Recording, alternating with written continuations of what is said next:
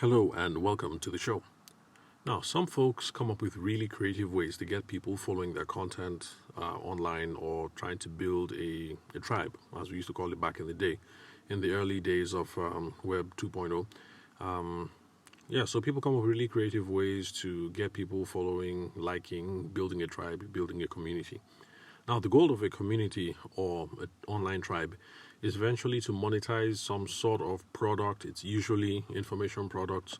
So if you hang out a lot on Instagram, you'll see that a lot of these kinds of people trying to build communities are doing so because they're coaches trying to sell online classes that will teach other coaches how to teach other coaches, and on and on. So usually it's some kind of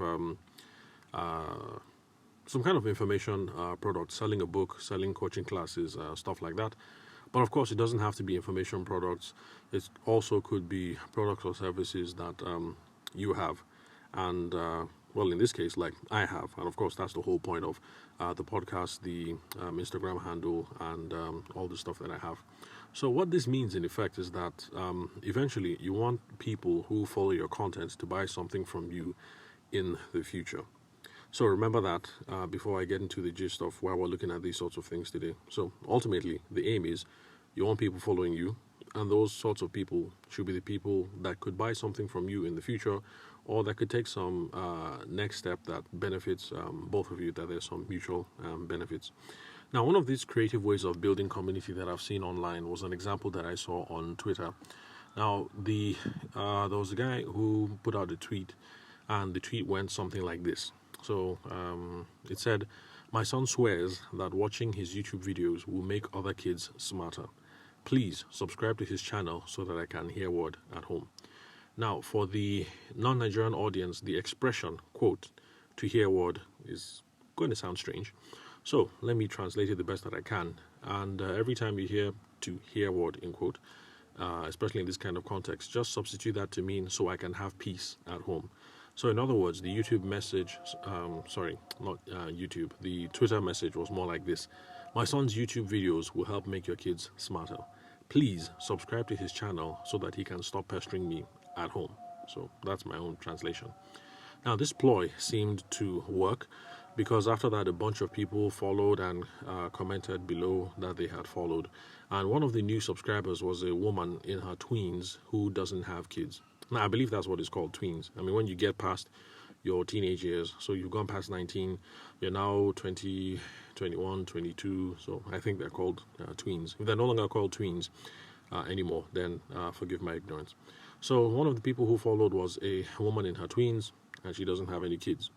Now, I noticed that lots of other adults followed the handle as well, just to boost the young man's morale.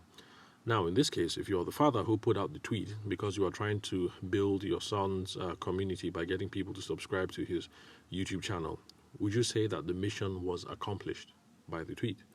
Some people will say, yes, mission accomplished, it was successful because a bunch of people subscribed. But then we have to ask the question, was it truly a successful mission? Now, is this the right way to get people following your content and building your community online? It was nice, it was creative, and it's really endearing that a father would do this sort of thing. But from a sales perspective, the most effective way to get people to do something actually is to figure out what their needs are, figure out what their own motives are, and then see how those motives and needs aligns with your own product or your services or your own motive. So that alignment is going to be the crux of what your sales pitch is. Now remember, in this case, this guy's sales pitch was, please follow my son's Instagram handle so that I can have peace at home. So remember, that's his sales pitch. Follow so I can have peace at home. But remember that from a traditional sales perspective, what we're trying to do is to figure out motives and align those motives to yours or to your product or your service. Now, that's the reason why the pure water sellers hang out in motor parks and they don't come all the way to our offices in the central districts or in the what I call them, metropolitan districts, or is it cosmopolitan districts? Anyway, bottom line is they hang out in parks and they don't really come to the city center where all of us are. Now, for those of you who are non-Nigerian listeners, Pure water sellers are basically hawkers, people who run around with prepackaged water, not bottled water, but prepackaged water in cellophane bags. And I think the early people who used to market them when it became kind of like a thing, back when I was in secondary school, exiting primary school and going into secondary school, they would go around shouting pure water. So, and they've just been known as pure water sellers, whether in fact you think the water is pure or not. In fact, my father-in-law would never buy water from them, except if he wants to use the water to wash his hands or to do something else, because he insists that that water is not in fact pure. But anyway, that's what we call them, pure water sellers. So they hang around motor parks and they don't come around to our offices. Now, the reason why they don't do that, why they don't come to offices, is because they know that our offices are air conditioned, and basically we're not thirsty in the office. That's because, first of all, it's air conditioned, we're all cool, and the offices have water dispensers. So you guys don't have the thirst motive, and you guys are not dehydrated. That's why the pure water sellers are not going to bother coming to your office or to your studio, because you're cool and you're not thirsty. So they go to motor parks because there are travelers there who have been through an hour or more in uncomfortable, cramped, hot, and sweaty cars, and most likely these sorts of people are going to be very thirsty. Even if they're not thirsty, there might be someone there like my father-in-law who just wants to wash his hands because, he's tired, dusty commute, or whatever. Some people want to wipe their foreheads or something. So either way, commuters at public parks are always in need of water for one reason or the other. That's why pure water sellers go there. And that's why they don't come to your office. That's why they don't come to your studio. And that's why they don't come to all these fancy, swanky locations. So the pure water seller has figured out something, and he's trying to align himself or herself with other people's motives. So the pure water seller isn't going to try and convince everyone else that they should be thirsty or that they should need water now. They just go exactly where people are already thirsty because they're trying to align people's motives with theirs.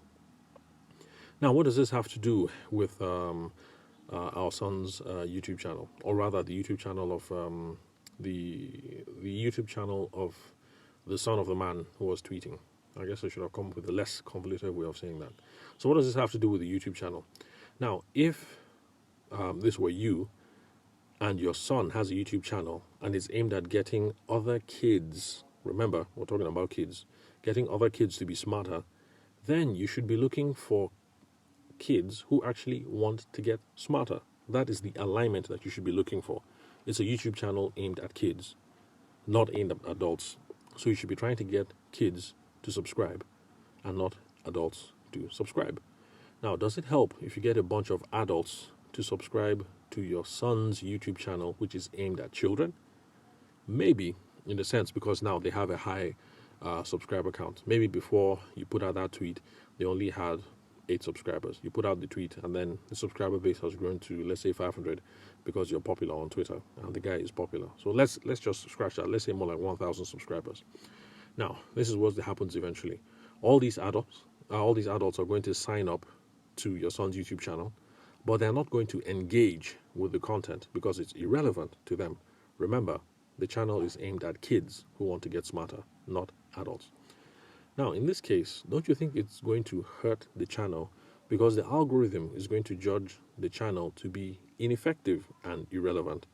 The reason why the algorithm is going to do that is because if this guy keeps putting out videos every day, but they're aimed at kids, but the father put out a tweet and got hundreds of thousands of adults to sign up, the adults are not going to watch it because it's not something that's relevant to them. And the algorithm is just going to assume that these videos are in fact bad. But that's because we have the wrong people on the YouTube channel. Instead of having kids who want to be smarter, we have adults who are the father's friends who have decided to support their friend.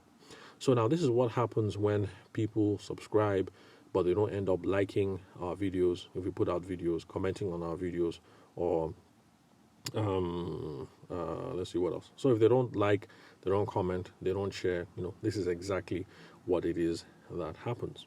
This is what happens when tons of adults subscribe to a YouTube channel that was aimed at kids. So when the algorithm makes that kind of assessment, it's likely not going to promote it to other people who could use that video. So if you are the parent in this case, how about putting out a tweet that went something like this instead? Hey parents, would you like your kids to become smarter during the long vacations? And at the time of me making this recording, we had long vacations. So I'm just trying to, what's that word? I'm trying to retweet the tweet. Well, I'm trying to edit the tweet and make it relevant to what's going on right now. So, hey parents, would you like your kids to become smarter during the long vacations? Please subscribe your kids to my son's YouTube channel, which explores topics on XYZ. It's guaranteed to make them smarter, and if nothing else, support my son because you're my friend.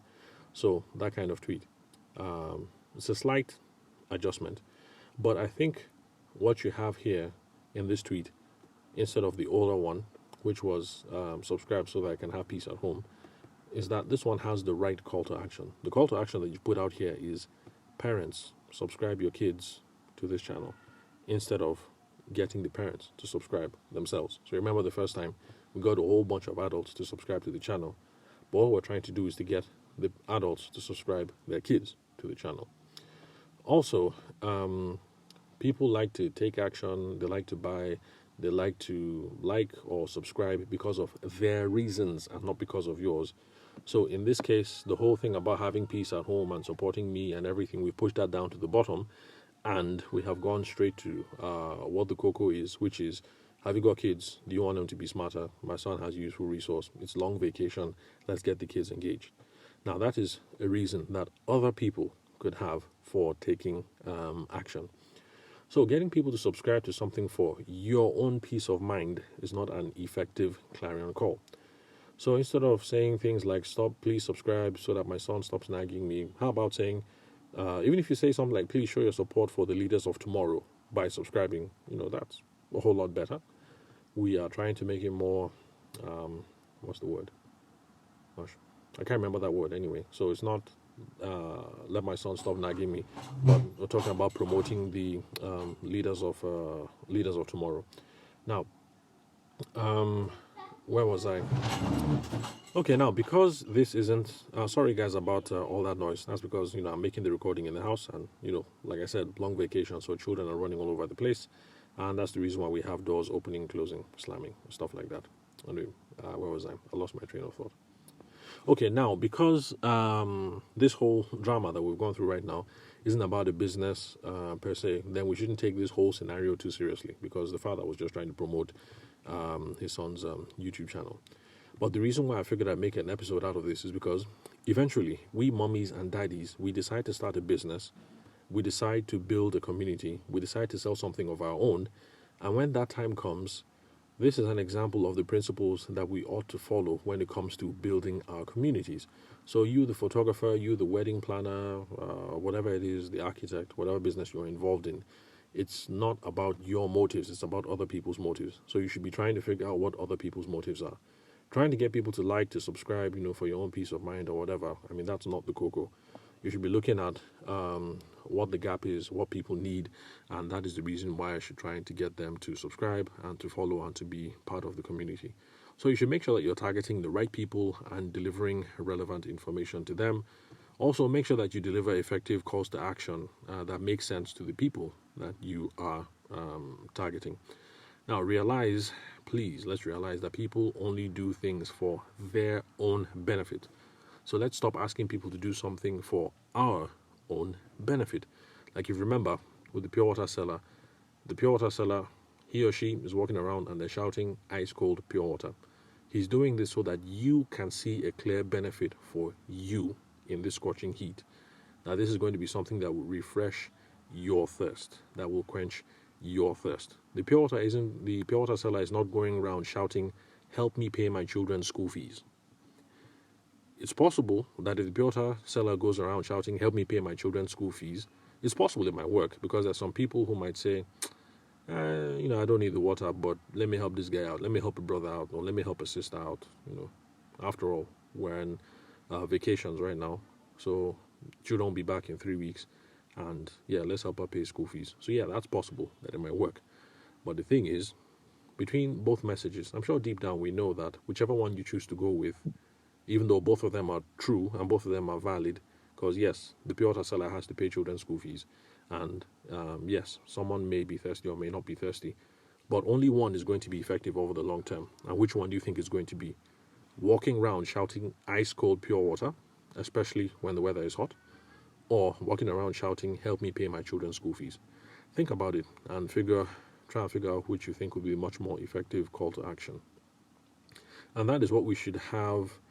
That's what we should have at the back of our mind when we're trying to do these things. Whether it's in real life, trying to hawk our goods, for those of you who hawk. Well, although I doubt that there'll be any hawkers here. Although sometimes when we go for wedding fairs, business fairs, bridal shows, it kind of descends into a hawking fest because we're running around trying to grab brides and grooms by the elbow to say, oh, this is me, I do this, I'm the best planner, the best photographer, the best makeup artist, the best this, the best that. So yeah, sometimes we kind of behave like hawkers. But anyway, so these are the principles that we should be following when we're trying to promote ourselves, our businesses, and to build our communities online and offline.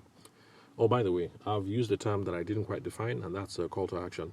Now, call to action is that thing that you ask a potential customer or potential audience to do after they consume your content. So in the first case, it was subscribe to my son's YouTube channel. And that's because they've read the tweet. Now that they're done reading the tweet, this is what you want them to do next. So we should be having call to actions in the stuff that we put out online. Now, why is having a call to action important? Is because if after people watch your videos, you don't tell them what to do, or after they read your tweets or they listen to your podcast, you don't tell them what to do, they might do absolutely nothing at all. And that's the reason why from time to time, I say if you enjoy this podcast, please subscribe so that you can catch them when they come out straight hot off the press.